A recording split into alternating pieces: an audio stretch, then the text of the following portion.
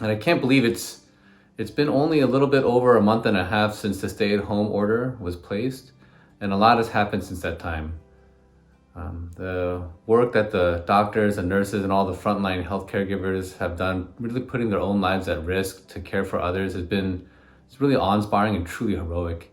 And thankfully, to all the social distancing and all the work the healthcare providers have done, our peak was not as bad as we once feared it to be. There's still a lot of work to be done, and still we've learned a lot about the virus, but there's still more to learn. And so we're cautiously preparing the way forward. And I want to talk a little bit about that piece now. All the focus was on how do we care for patients with COVID-19 and how do we prevent further spread. But it's pretty clear now that COVID-19 is not going to go away anytime soon, and we have to start thinking about how do we live with COVID-19 in our communities. And I wanted to talk about not only the COVID-19 patients, but also one of the things that is coming up is how do we care for non-COVID patients? And so that's a lot of the work that's been going on now. Just one stat for you, heart attacks and strokes, the rate of them has decreased significantly in the hospitals.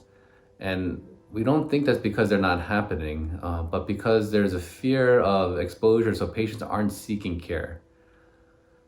And so I just heard from the hospital yesterday that there was a patient who came in after over a day of chest pain, and only came in when the pain was unbearable, and ended up having a very significant heart attack. And so who knows what would have happened, but if he would have came in earlier, maybe a lot of this could have been prevented.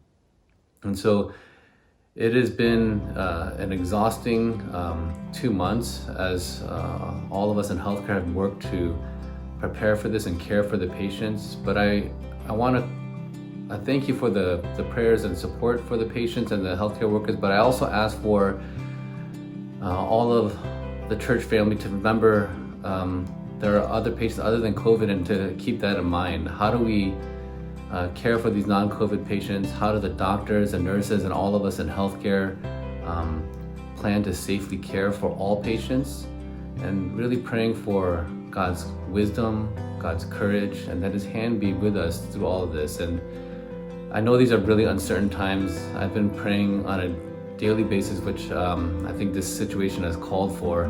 And I haven't been more thankful in a long time, because I know the ground on which my feet stand, and I know where my hope comes from. And I think this is an opportunity for us to really shine, and that prayer is so important. And so thank you for all the support and love for the healthcare workers and all those out there. But I just ask for continued prayer and support. Thank you, Living Hope.